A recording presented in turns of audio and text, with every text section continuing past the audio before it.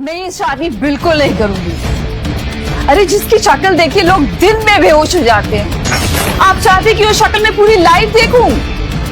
चाहे मैं जीऊं या मरूं, उस शैतान जैसे दिखने वाले इंसान से मैं शादी करके अपनी जिंदगी बर्बाद बिल्कुल नहीं करूंगी। आरोही के पिता ने दिल्ली के रईस खानदानों में से एक रायजादा खानदान तक अपनी पहुंच बनाने के लिए आरोही की शादी रायजादा खानदान के इकलौते वारिस विक्रम रायजादा से तय कर दी थी, वो भी आरोही से बिना पूछे। विक्रम की शख्सियत के बारे में तरह तरह की बातें होती थी।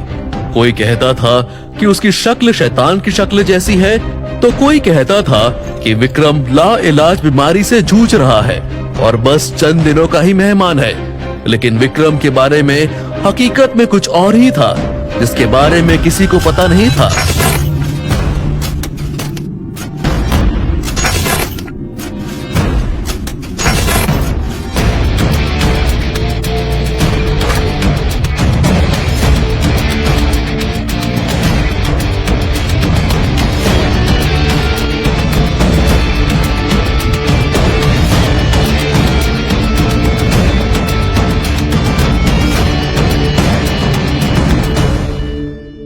आरोही को समझ आ गया था कि उसके पिता ने अपने फायदे के लिए उसका सौदा करने का फैसला कर लिया है।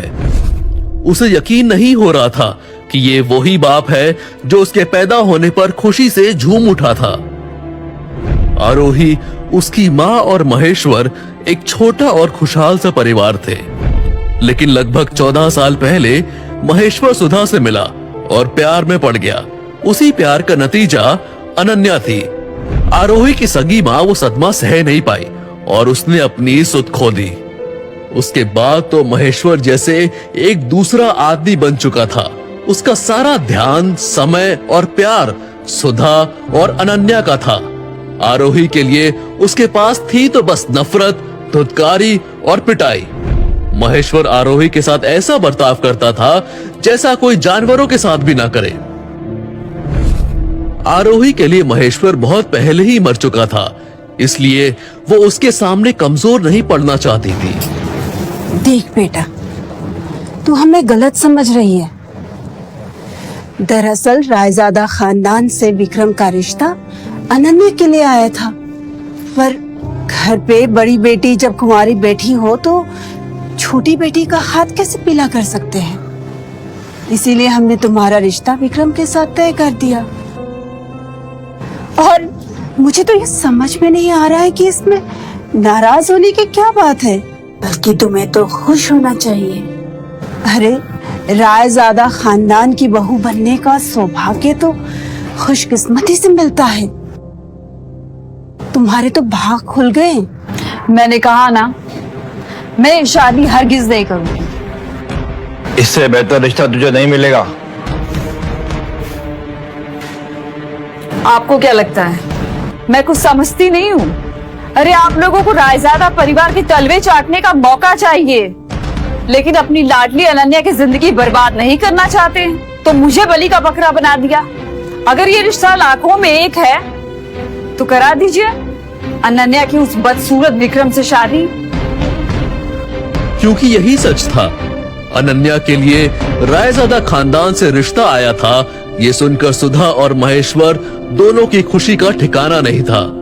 वो दोनों ही रायजादा खानदान से जुड़ना चाहते थे, लेकिन विक्रम जैसे अपाहिज और कुरूप इंसान के साथ अपनी बेटी अनन्या का रिश्ता नहीं जोड़ना चाहते थे।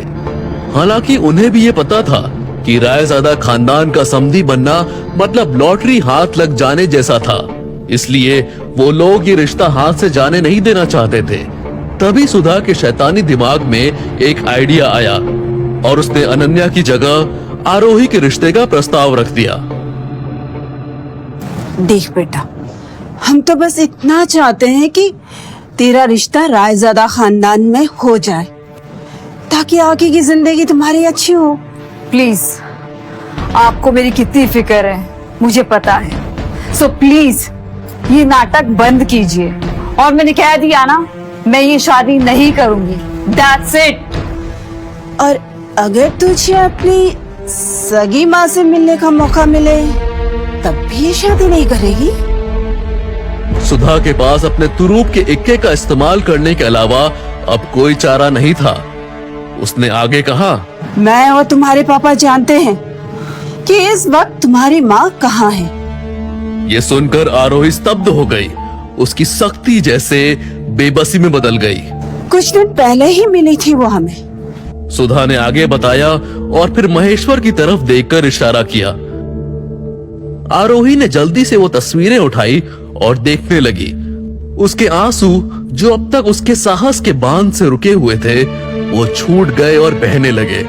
उन तस्वीरों में वाकई में आरोही की सगी माँ ही थी जो किसी जगह पर बैठी हुई थी। सालों पहले अपनी सुध खोने के बाद आरोही की माँ एक पागल खाने में रहने लगी थी। आरोही उससे मिलने रोज जाया करती थी। ये एक तरीका था जिससे वो अपनी माँ के पास रह सकती थी। लेकिन कुछ महीनों पहले आरोही का ये इकलौता सुख भी उससे छिन गया। उसकी माँ अचानक कहीं गायब हो गई। वो कहां चली गई थी ये किसी को पता नहीं था। आरोही उसे हर रोज ढूंढती थी पर निराशा ही हाथ लगती। देख आरोही, अगर तुझे अपनी माँ से मिलना है तो इस शादी के लिए हाँ करनी होगी, वरना जिंदगी भर अपनी माँ की शक्ल नहीं देख पाओगी तुम। ये सुनने के बाद आरोही के पास और कोई चारा नहीं बचा था। अपनी माँ के लिए वो कुछ भी करने को तैयार थी, इसलिए उसने रिश्ता मंजूर कर लिया। आरोही और विक्रम दोनों के परिवार को इस शादी की जल्दी थी, इसलिए अगले ही दिन आरोही की विक्रम से शादी रचाई गई। ये शादी रायजादा खानदान में रखी गई किसी भी शादी से बिल्कुल अलग थी। शादी में कुछ गिने चुने मेहमान ही शामिल थे। शादी के मंडप में जब आरोही बैठी थी तब विक्रम वहां व्हील चेयर पर आया था। आरोही ने विक्रम का चेहरा देखने की कोशिश की, लेकिन सेहरा पहना होने की वजह से वो विक्रम की शक्ल नहीं देख पाई।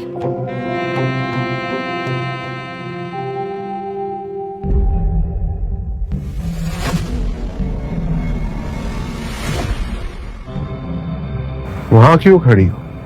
यहाँ मेरे पास आओ। ये आवाज सुनकर आरोही सोचने लगी कि ऐसे बेजान अवस्था में पड़े आदमी की आवाज इतनी करारी कैसे हो सकती थी, और साथ ही साथ उसे ये भी लगा कि ये आवाज उसने पहले कहीं सुनी है। आरोही के नजदीक आते ही विक्रम को एक खास तरह की खुशबू महसूस हुई। इस खुशबू से विक्रम को कुछ याद आने लगा। ये वही खुशबू थी जो उस रात उस होटल इंपीरियल के कमरे में महसूस हुई थी। 2 दिन पहले आरोही का 24वां बर्थडे था और उसकी सौतेली बहन अनन्या ने होटल इंपीरियल के एक कमरे में आरोही को सेलिब्रेशन के लिए बुलाया था। वहां पर अनन्या ने एक ड्रिंक में कुछ मिलाया और आरोही को पकड़ा दिया, जिससे पीते ही आरोही को कुछ अजीब सा लगा। उसे ऐसा लगने लगा कि जैसे उसे होश तो था, लेकिन वो कुछ भी बोल नहीं पा रही थी। अनन्या ने शैतानी मुस्कुराहट के साथ कमरे की लाइट्स ऑफ की और आरोही को ऐसी हालत में अकेला छोड़कर चली गई। अब वहां पर पूरी तरह से अंधेरा छा गया था।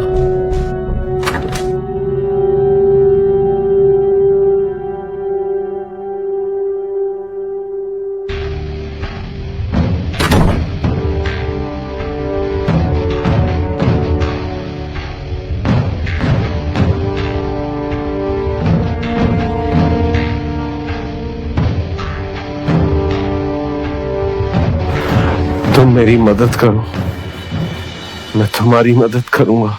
आरोही को लग रहा था कि वो आवाज किसी दूसरी दुनिया से आ रही थी। उस आवाज में मानो जहर घुला था।